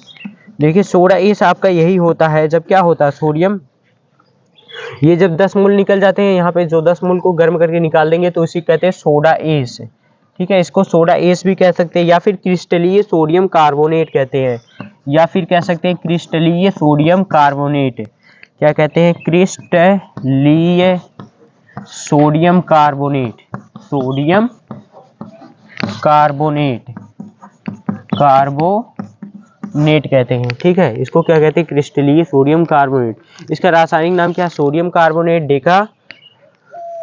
डेकाहाइड्रेट है, सामान्य नाम क्या है, धावन सोडा, या फिर सोडा एस कहते हैं, या फिर क्रिस्टलीय सोडियम कार्बोनेट कहते हैं, ये समझ गए। अब चलिए इसके निर्माण करने की विधियां बताते हैं, ठीक है।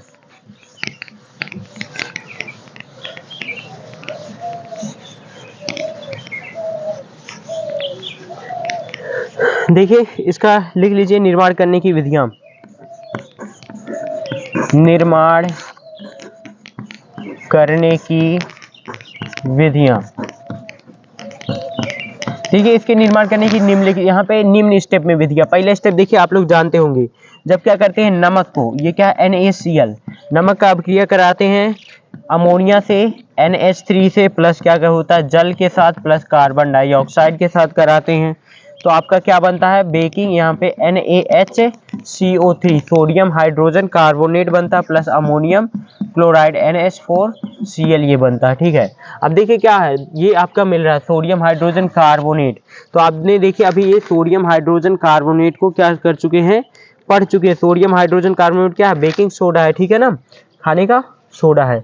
अब देखिए सोडियम हाइड्रोजन कार्बोनेट, अभी इसमें क्या करेंगे, इसको तेजी के साथ गर्म कर देंगे। दूसरे स्टेप में क्या करेंगे, सोडियम हाइड्रोजन कार्बोनेट NaHCO3 को क्या करते हैं उष्मा, मतलब कि तेजी के साथ गर्म करते हैं तो ये हाइड्रोजन निकल जाती है, तो क्या बनता है आपका Na, यहाँ पे देखिए 2 मोल से लेते हैं तो यहाँ पे क्या हो जाएगा Na2 आपका CO3 हो जाएगा, प्लस क्या बनेगा जल, और यहाँ पे क्या बन जाएगा आपका कार्बन डाइऑक्साइड, ये निकल जाएगी। जब इसको तेजी के साथ करेंगे ये हाइड्रोजन क्या होती है यहाँ से निकल जाती है, ठीक है ना, क्या बनाता है जल और कार्बन डाइऑक्साइड ये बन जाता है। फिर तीसरे स्टेप में क्या करेंगे, देखिए आपका ये सोडियम कार्बोनेट है, सोडियम कार्बोनेट को क्या करते हैं 10 मोल जल से क्या करते हैं अभिक्रिया करा देते हैं, Na2CO3 है, प्लस इसमें क्या कर देंगे 10 मोल H2O से क्रिया करा देंगे, तो यही हो जाएगा आपका Na2 यहाँ पे CO3 डॉट 10 मोल यहाँ पे H2O, तो यही आपका देखिए क्या है, यही वाशिंग सोडा ये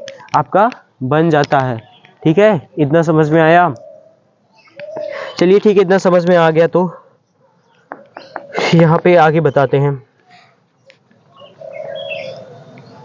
देखिए ये सोडियम क्या है, सोडियम कार्बोनेट, इसी को देखिए क्या कहते हैं सोडा क्षार कहते हैं, ठीक है ना, इसी को क्या कहते हैं सोडा क्षार, इसको लिख लीजिएगा, इसको सोडा क्षार कहते हैं। ये सोडियम कार्बोनेट सोडा क्षार है, और यही आपका देखिए क्या बन जा रहा है, ये धावन सोडा बन रहा है, धावन सोडा यही आपका क्या हो रहा है ये बन जा रहा है। ठीक है, इतना समझ गए ना। अब चलिए देखते हैं इसके भौतिक गुण, जो इसका भौतिक गुण कैसा है, इसके क्या देखने वाले हैं भौतिक गुण।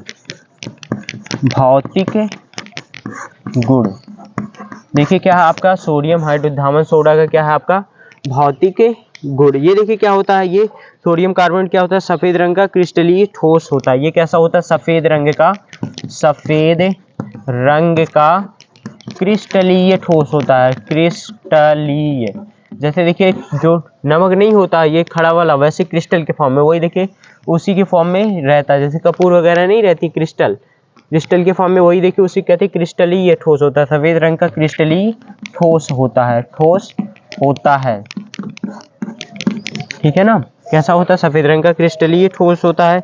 और ये देखिए जल में क्या होता है, जल में विलय होने के पश्चात ये क्या होता है उष्मा को उत्सर्जित करता है। ठीक है, ये क्या होता है जल में विलय हो जाता है और उष्मा को उत्सर्जित करता है। ठीक है ना, अब देखिए निर्जल अवस्था में इसको क्या कहते हैं सोडा एस कहते हैं, मतलब कि जो आपका क्या है धावन सोडा है, धावन सोडा में से 10 मोल जल को निकाल लिया जाए तो इसी को क्या कहते हैं सोडा एस।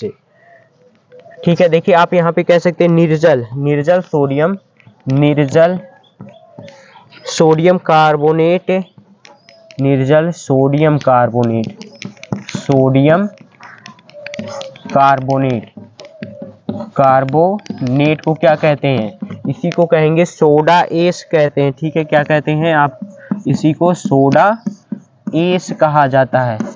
ठीक है, तो ये बहुत इंपॉर्टेंट है, लिख लीजिए इसको। ठीक है, चलिए ठीक है, अब इसका देखते हैं, क्या देखते हैं यहाँ पे इसका रासायनिक गुणधर्म देखते हैं धावन सोडा का। धावन सोडा के क्या देखते हैं रासायनिक गुण देखते हैं। ठीक है ना, रासायनिक गुणधर्म, इसका भी देखिए क्या होते हैं निम्नलिखित रासायनिक गुणधर्म होते हैं। पहला देखिए क्या है, इसमें भी पहला नंबर पढ़ते हैं। पहला देखिए क्या होता है ऊष्मा का प्रभाव, क्या होता है ऊष्मा का प्रभाव। ठीक है, पहला नंबर क्या है आपका ऊष्मा का प्रभाव। जब देखिए क्या होते हैं जो आपका क्या है रहता है, धावन सोडा रहता है। धावन सोडा का सूत्र यही है आपका, क्या है, Na2CO3.10H2O, यही रहता है। जब ऊष्मा का प्रभाव मतलब कि इसको जब गर्म करते हैं, ठीक है, या फिर खुले में छोड़ देते हैं, सूर्य के प्रकाश में छोड़ देंगे, ठीक है ना, शुष्क वायु में छोड़ने पर, या फिर आप कह सकते हैं शुष्क वायु में छोड़ने पर जब ये क्या कर देते हैं, शुष्क वायु में छोड़ देते हैं, ठीक है। जब क्या है आपका धावन सोडा को शुष्क वायु में छोड़ देते हैं, तो इसमें से देखिए 10 मोल H2O, तो 9 मोल क्या हो जाता है, गायब हो जाता, वो उड़ जाता, हवा में उड़ जाता। तो Na2CO3.H2O डॉट 1H2O प्लस क्या निकल जाएगा, अब इसके साथ 9 मोल क्या निकल जाएंगे, ये जल ये निकल जाएंगे, 9 मोल ये H2O आपके निकल जाएंगे, ठीक है। तो यहाँ पे क्या है आपका ये Na2CO3, इसको क्या कहेंगे, सोडियम कार्बोनेट मोनोहाइड्रेटेड, ठीक है। सोडियम क्या नाम हो जाएगा, सोडियम कार्बोनेट क्या हो जाएगा, मोनोहाइड्रेट, ये हो जाएगा सोडियम कार्बोनेट मोनोहाइड्रेट हो जाएगा। अब देखिए फिर से इसको गर्म करेंगे तो ये क्या आपका सोडियम कार्बोनेट Na2CO3 डॉट क्या है H2O को क्या कर रहे हैं, इसको गर्म कर दे रहे हैं। तो गर्म करने पर, गर्म करेंगे तो ये भी जल क्या हो जाएगा, निकल जाएगा। तो क्या बन जाएगा आपका Na2CO3, ये क्या हो जाएगा Na2CO3, यही क्या है आपका सोडियम कार्बोनेट है, ये क्या है निर्जल सोडियम कार्बोनेट है, ठीक है ना। लिख लीजिएगा, इसका नाम क्या है, निर्जल सोडियम कार्बोनेट, जिसे क्या कहते हैं आप, इसको सोडा एस भी कहते हैं। क्या कहते हैं, सोडा एस कहते हैं, ठीक है ना। ये इसको क्या कहते हैं, सोडा एस कहते हैं। ये देखिए निर्जल सोडियम कार्बोनेट है, ठीक है, इसको क्या कहते हैं, सोडा एस कहते हैं, ठीक है। इतना समझ गए ना।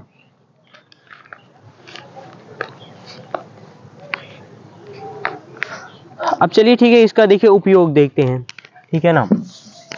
बहुत टाइम भी हो गया यहाँ पे इसको पढ़ाते पढ़ाते।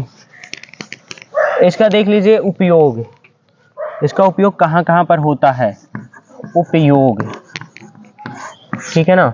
इसका देखिए उपयोग, सबसे पहले देखिए इसका उपयोग क्या होता है, प्रयोगशाला के अभिकर्मक के रूप में होता है। किसके प्रयोगशाला में, अभिकर्मक के रूप में होता है, किसके अभिकर्मक के रूप में होता, प्रयोगशाला में, ठीक है। दूसरा नंबर देखिए काग, यहाँ पे दिया गया कांच, कागज तथा बारेक्स उद्योग में, मतलब कि उसको बनाने में किया जाता है, ठीक है।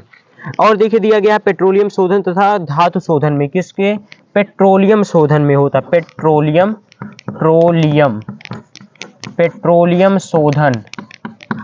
पेट्रोलियम शोधन या धातु के शोधन में इसी का उपयोग होता है। आग बुझाने में भी इसका उपयोग होता है, आग बुझाने में इसका उपयोग होता है। और देखिए क्या होता है, धातु कार्बोनेट के निर्माण में होता है, ठीक है ना। तो कांच के बर्तनों की चिकनाई दूर करने तथा वस्त्र धुलाई के लिए अपमर्जक के रूप में भी होता है, ठीक है ना, अपमर्जक के निर्माण में होता है, ठीक है। जो आपकी डिटर्जेंट नहीं रहते उसके निर्माण में भी इसका उपयोग होता है, ठीक है ना। और भी देखिए होता है बेकिंग पाउडर, पेंट, रंजक तथा सुहागा के निर्माण में भी होता है। और देखिए मेन तो ये है आपकी, देखिए जल की कठोरता को दूर करने में भी होता है, जल की कठोरता को दूर करने में होता है, जल की कठोरता को दूर करने में इसी का क्या होता है, उपयोग होता है, ठीक है। तो ये समझ गए आप। चलिए ये समझ गए, अब एक लास्ट पॉइंट डाल लीजिए। लास्ट आपका है प्लास्टर ऑफ पेरिस, जिसको क्या कहते हैं, पीओपी कहते हैं, ठीक है। लास्ट पॉइंट क्या है आपका, ये प्लास्टर ऑफ पेरिस, जिसको देखिए कहते हैं पीओपी, इसी को देखिए कहते हैं प्लास्टर ऑफ पेरिस। अब इसका देखिए सबसे पहले सूत्र लिख लीजिए। इसका देखिए सूत्र क्या होता है, रासायनिक सूत्र देखिए क्या होता है, CaSO4 कैल्शियम सल्फेट 1/2H2O हेमीहाइड्रेटेड, ठीक है ना। ये अब देखिए इसका अणुभार कितना होता है, इसका अणुभार आपका हो जाएगा, इसका अणुभार हो जाएगा 136.134, ठीक है ना, ये होता है। अब इसका देखिए रासायनिक नाम क्या होता है,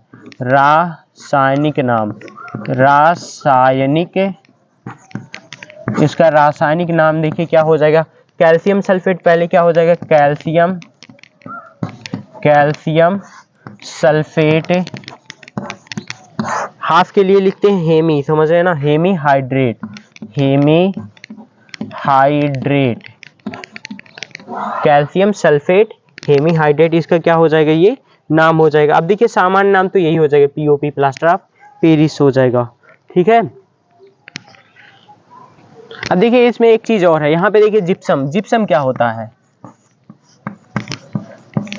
जिप्सम आपका यही होता है, यहाँ पे देखिए 2 मोल हो जाएगा, कैल्शियम सल्फेट CaSO4.2H2O, यही आपका क्या है, जिप्सम है, ठीक है ना।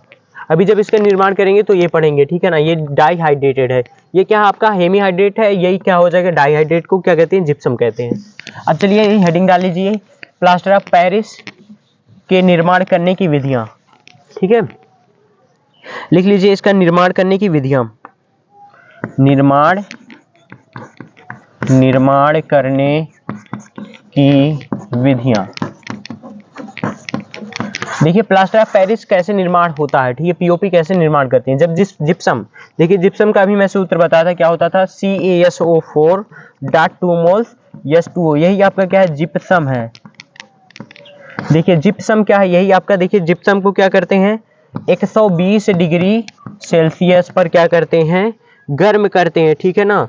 तो इसमें से देखिए निर्जलीकरण होता, तो इसमें एक 3/2 क्या होता है, मोल क्या होता है, जल क्या होता है, यहाँ से निकल जाता, तो क्या होता है, CaSO4 डॉट क्या हो जाता है, ये 1/2 H2O प्लस यहाँ पे 3/2 क्या होता है, मोल, ये जल आपका निकल जाता है। यही आपका देखिए क्या है, पीओपी है, प्लास्टर ऑफ पेरिस का निर्माण होता है। तो आप कह सकते हैं कि जब कैल्शियम सल्फेट डाइहाइड्रेट अर्थात जिप्सम, जब कैल्शियम सल्फेट डाइहाइड्रेट अर्थात जिप्सम को 120 डिग्री सेल्सियस पर गर्म करते हैं तो आपका क्या होता है, निर्जलीकरण होता है, जिससे आपका पीओपी बनता है, ठीक है, प्लास्टर ऑफ पेरिस का निर्माण होता है।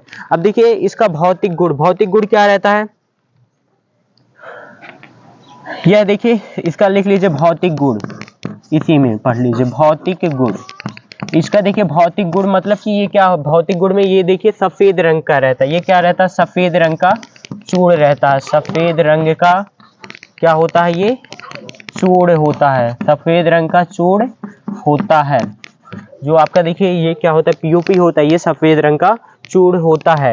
अब देखिए जो क्या होता है, सफेद रंग का चूर्ण होता है, और ये क्या होती है, जो जल में अविलेय होती है, जल में क्या होती है, अविलेय होती है, अविलेय होता है, ठीक है ना। और क्या है आपका, ये जल में कैसा होता है, ये जल में अविलेय होता है, ठीक है, सफेद रंग का चूर्ण होता है और ये क्या होता है, जल में अविलेय होता है, यही भौतिक गुण है। अच्छा चलिए रासायनिक गुण, हेडिंग डाल लीजिए,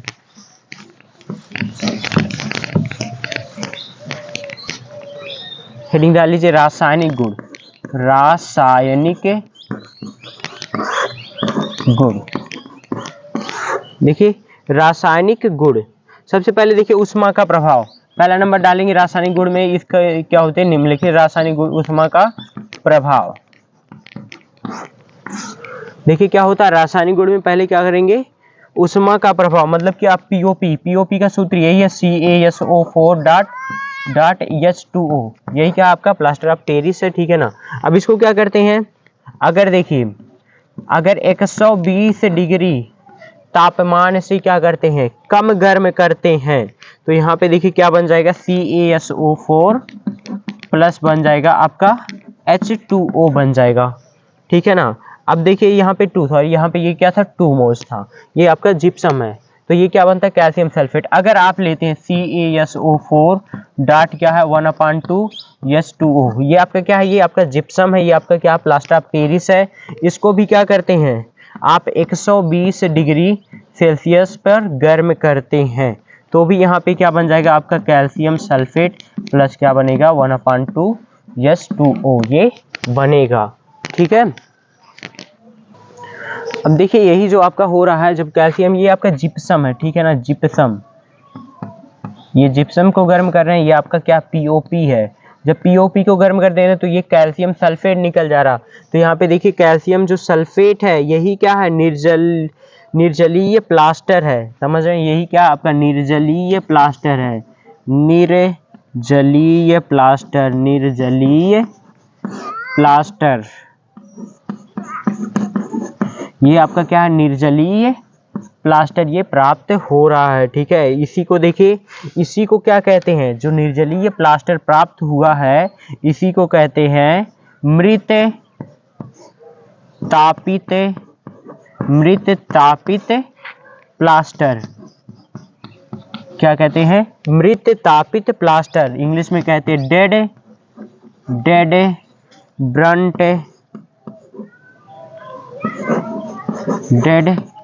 ब्रंट प्लास्टर, डेड ब्रंट, इसी को क्या कहते हैं, डेड ब्रंट प्लास्टर कहते हैं। जो निर्जलीय प्लास्टर है इसी को क्या कहते हैं, डेड ब्रंट प्लास्टर कहते हैं। अब देखिए जो आपका क्या कैल्शियम सल्फेट मिला है ना, अगर देखिए कैल्शियम सल्फेट को क्या करते हैं 400 डिग्री सेल्सियस से अधिक तापमान पर गर्म करते हैं तो ये क्या बन जाएगा, कैल्शियम ऑक्साइड। क्या बन जाएगा, कैल्शियम ऑक्साइड प्लस यहाँ पे सल्फर डाइऑक्साइड गैस यहाँ पे क्या होती है, ये आपकी निकल जाएगी, प्लस ऑक्सीजन गैस निकल जाएगी। समझ आए ना। तो आपका यही जो है कैल्शियम सल्फेट को क्या करते हैं 400 डिग्री सेल्सियस से अधिक गर्म करते हैं तो कैल्शियम ऑक्साइड प्लस क्या है आपका सल्फर डाइऑक्साइड और क्या बनता है आपका ऑक्सीजन गैस यहाँ पे मुक्त हो जाती है, निकल जाती है। ठीक है, तो पहला तो ये था उष्मा का प्रभाव था। अब दूसरा लिख लीजिए, दूसरा देखिए सेम यही है कि आपका जल के साथ क्रिया। दूसरा क्या है आपका जल से क्रिया।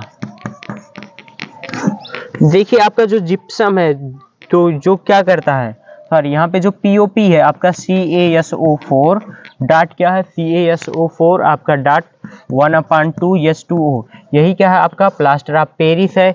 जब क्या करती है, जब जल के साथ क्या करती है अभिक्रिया करती है, तो यहाँ पे जल के साथ करा लीजिए कितने मोल से 3/2 H2O मोल से क्रिया करती है तो आपका बन जाएगा CaSO4 डाट 2 मोल्स क्या बनेगा H2O ये बना देगा। ठीक है, तो यहाँ पे क्या है आपका ये आपका पीओपी है। जब पीओपी क्या कर रहा है जल के साथ अभिक्रिया कर रहा है तो ये आपका जिप्सम बन रहा है, या फिर कह सकते हैं यहाँ पे प्लास्टर ऑफ पेरिस। अब इसको एक ऐसे भी फॉर्म में लिख सकते हैं जैसे CaSO4 है, इसको ट्वाइस लिख सकते हैं और यहाँ पे क्या इसको लिख सकते हैं वो सिंगल, यहाँ पे क्या लिख सकते हैं केवल H2O लिख सकते हैं।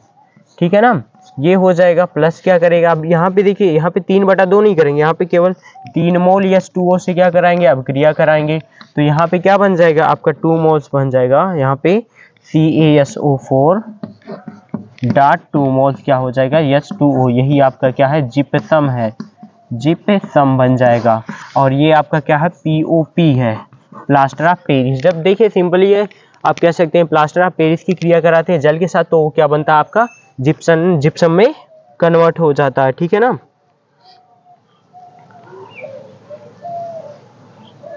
अब देखिए इसी अभिक्रिया को क्या कहते हैं प्लास्टर ऑफ पेरिस का जमना कहते हैं। ठीक है ना, और ये क्या होता है उष्माक्षेपी होता है।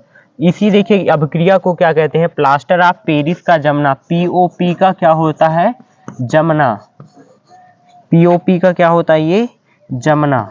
ठीक है ना, यही जब क्या करती है जल के साथ क्रिया करती है तो वो क्या हो जाती है जम जाती है। पीओपी का जमना ही क्या होता है ये जिप्सम होता है। अब देखिए ये क्या होती है, ये कैसी अभिक्रिया होती है, ये अभिक्रिया आपकी क्या होती है उष्माक्षेपी होती है, उष्माक्षेपी होती है। ठीक है ना, ये अभिक्रिया क्या होती है उष्माक्षेपी होती है। ठीक है ना, अब देखिए इसका उपयोग कैसे होता है। जब देखिए ये उपयोग पढ़ रहे हैं जो प्लास्टर ऑफ पेरिस है, जब इसको क्या करते हैं जल में घोलते हैं तो ये क्या होता है जमना स्टार्ट कर देती है। तो आप लोग देखे होंगे जो हड्डी वगैरह क्या होती है, हाथ कभी हाथ टूटा होगा तो आप लोग देखे होंगे डॉक्टर के पास व्हाइट कलर का क्या करते हैं लेप लगाते हैं। ठीक है, जहाँ पे टूटता है तो वही क्या रहता है आपका पीओपी रहता है। ठीक है ना, जब देखिए पीओपी एक पाउडर में आता है, जब उसको क्या करते हैं जल के साथ घोलते हैं तो वो जमना स्टार्ट कर देता है। तो अगर देखिए किसी का हाथ वगैरह अगर टूटा हो, अगर वो लगवाया होगा तो उसे पता रहा होगा कि वो क्या होता है उस स्थान पे गर्मी होती है, समझ रहे हैं, जहाँ पर लगा कुछ टाइम तक गर्म रहता है। तो चलिए इसका उपयोग में लिख लीजिएगा,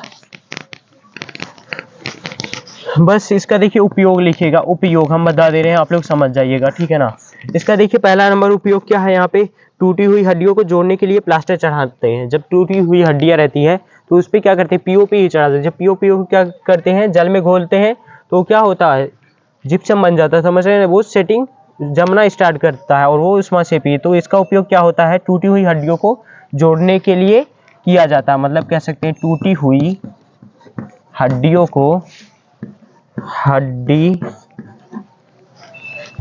टूटी हुई हड्डियों को जोड़ने के लिए, हाँ, टूटी हुई हड्डियों को जोड़ने के लिए ठीक है ना। क्या होता है, टूटी हुई हड्डियों को जोड़ने के लिए। अब देखिए इसका उपयोग क्या होता है, सजावटी सामान या फिर आपकी जो देखिए मूर्तियां नहीं बनती हैं, मूर्तियां में भी ये लगाया जाता है, मूर्तियां।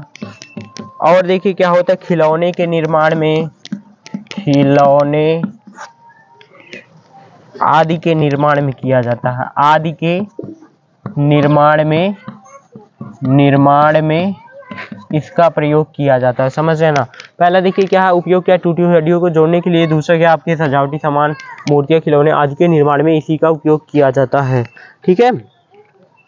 और देखिए इसका उपयोग क्या होता है, दंत चिकित्सा दीवारों को चिकना बनाने में तथा उन पर क्या किया जाता है, अलंकरण कार्य करने में भी किया जाता है। जानते होंगे जैसे जो दीवार रहती है उस पर क्या लगाते हैं, पीओपी लगाते हैं, व्हाइट कलर की रहती है, तो ही क्या रहती है, पीओपी रहती है। समझ, दीवालों पे पीओपी लगाते हैं, तो यही आपका क्या रहता है, प्लास्टर ऑफ पेरिस ही रहता है। और देखिए क्या रहता है, इसे अग्निरोधक पदार्थ के रूप में प्रयुक्त किया जाता है। अग्निरोधक मतलब कि आग को रोकने के लिए क्या किया जाता है, इसका उपयोग किया जाता है, प्लास्टर ऑफ पेरिस का। ठीक है, ये समझ गए ना। चलिए ठीक है, अब थोड़ा सा एक और देख लेते हैं, लास्ट है।